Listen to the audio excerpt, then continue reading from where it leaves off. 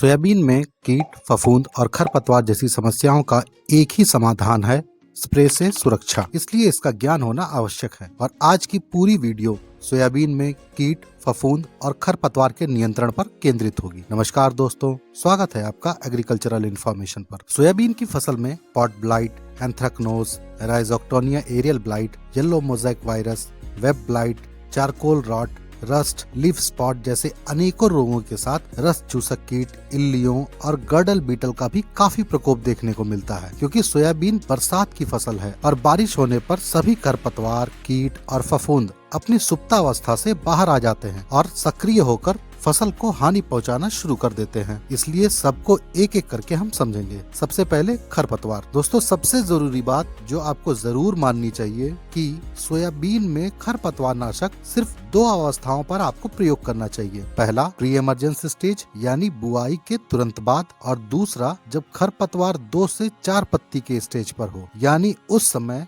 जब आपकी सोयाबीन 20 से 25 दिनों के आसपास होगी। इसके बाद प्रयोग किया गया खरपतवार नाशक सोयाबीन के पैदावार पर विपरीत प्रभाव डालेगा। दोस्तों, बुआई के बाद आप पेंडामेथिलिन 30% प्लस इमेजिथापिर 2% EC का कॉम्बिनेशन, जो मार्केट में परिजात का इस्श्योर, कात्यानी ऑर्गेनिक्स का पेंजा, बासफ का वेलर 32 जैसे कई नामों से आता है। इस्तेमाल के लिए 200 लीटर पानी में 1 लीटर दवा मिलाकर प्रति एकड़ में आपको स्प्रे करना है। और दूसरा बेहतरीन प्री इमरजेंस हर्बिसाइड है सल्फेंट्राजोन 28% प्लस क्लोमेजोन 30% WP, जो FMC का अथॉरिटी नेक्स्ट के नाम से आता है। इस्तेमाल के लिए आपको 500 ग्राम पाउडर को 200 लीटर पानी में घोलना है और 1 एकड़ में इस घोल को स्प्रे करना है। ध्यान रहे दोस्तों, खेत में नमी होना अनिवार्य है और अच्छे परिणाम के लिए 200 लीटर पानी प्रति एकड़ जरूर लेना है। ये दोनों बेहतरीन काम करते हैं और सही इस्तेमाल करने पर सोयाबीन में दूसरी बार खरपतवार नाशक की जरूरत नहीं पड़ेगी। यदि मौसम ने साथ दिया और काफी ज्यादा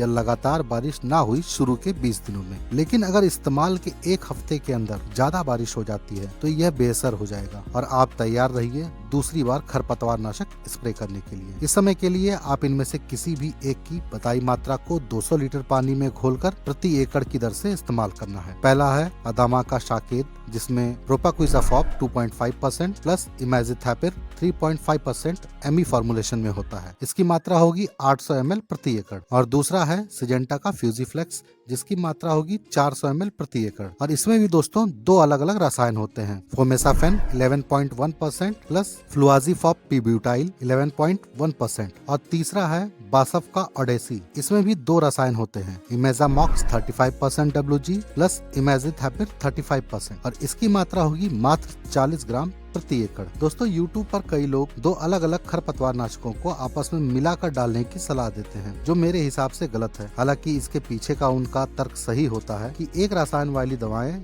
अब ज्यादा काम नहीं करती, क्योंकि इनका निरंतर कई सालों से लगातार इस्तेमाल किया जा रहा है। लेकिन इसका समाधान 2 रसायन वाली दवाएं हैं, ना कि खुद से 2 रसायनों को घर पर मिलाना। दोस्तों, खरपतवार और कीटों में एक आपसी संबंध होता है और ज्यादा खरपतवार मतलब ज्यादा कीट। लेकिन ऐसा नहीं होता कि खरपतवार नहीं है तो कीट भी नहीं होंगे, कीट तो आएंगे ही। और सोयाबीन में गर्डल बीटल, इल्लियां और सफेद मक्खी टॉप 3 कीट हैं और इनमें से हर कोई फसल को समाप्त कर सकता है। जैसे गर्डल बीटल की मादा पहले पत्तों के डंठल पर रिंग बनाकर अंडे देगी और ये मुख्य तने में जाकर अपने बराबर की टहनी को खोखला कर देते हैं और फिर दोनों हिस्सों से काटते हैं। लेकिन पहले ऊपर काटते हैं, उसके बाद नीचे के काटते हैं। और ऐसा वे अपने लिए एक घर बनाने के लिए करते हैं। और आधे तने के ऊपर के हिस्से की पैदावार 0 हो सकती है और पूरी पैदावार में 58 से 60% तक की कमी गर्डल बीटल ला सकता है। खेत में दोस्तों पत्तों का झूलना इनका शुरुआती लक्षण होता है और इस समय ही इनका बचाव जरूरी होता है। इसी तरह सफेद मक्खी येलो मोज़ेक वायरस फैलाकर पूरी फसल को खराब कर सकती है। और इल्लियां तो दोस्तों माहिर ही हैं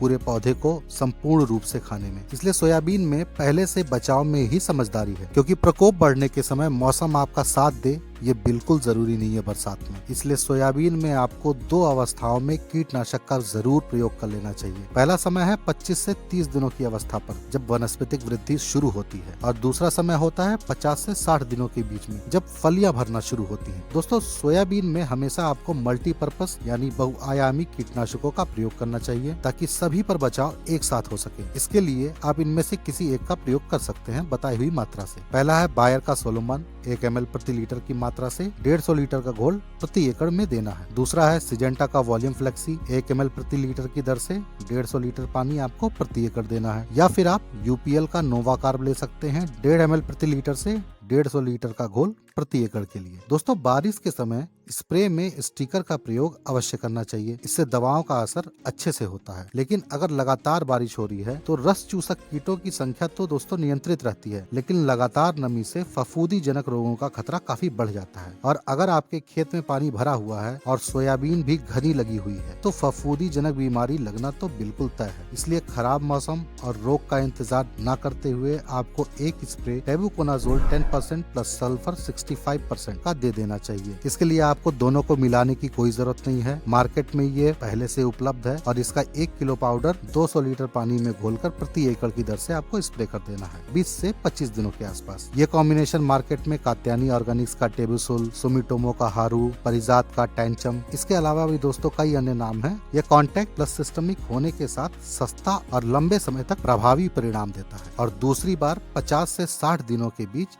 फलियां भरते समय आपको पायराक्लोस्ट्रोबिन 13.3% प्लस इपॉक्सीकोनाजोल 5% एसी का 200 ml 200 लीटर पानी में घोलकर प्रति एकड़ में स्प्रे कर देना है, जो बासव का ओपेरा के नाम से आता है। दोस्तों, मैं सभी ऑनलाइन उपलब्ध उत्पादों का डिस्क्रिप्शन में लिंक डाल दूंगा, आप उसे बाद में देख सकते हैं। इन दोनों फफूंदीनाशक के प्रयोग से फसल में फंगल और बैक्टीरियल दोनों समस्याएं नहीं लगेंगी। दोस्तों, जैसा आप लोग जानते हैं कि बीज में FIR का क्रम होता है और आप में से कई लोग पूछते हैं कि स्प्रे पहले किसका किया जाए, तो इसका जवाब दोस्तों यही है कि स्प्रे में भी FIR का ही क्रम आपको एक फसल पे रखना होता है। यानी पहले फफूंदी नाशक का स्प्रे आपको फसल में करना चाहिए, फिर कीटनाशक का स्प्रे करना चाहिए और फिर अन्य खादों का स्प्रे आपको करना चाहिए या कोई टॉनिक अगर आप स्प्रे करना चाहते हैं। और ये नियम दोस्तों सभी फसलों पर लागू होता है। तो आशा करता हूँ इस बार आपकी सोयाबीन की फसल काफी अच्छी रहे। तो सब्सक्राइब कर लीजिए दोस्तों, और स्वागत है आपका इस परिवार में। लाइक और शेयर जरूर कीजिएगा अगर आपको मेरा प्रयास अच्छा लग रहा हो। तो मिलते हैं दोस्तों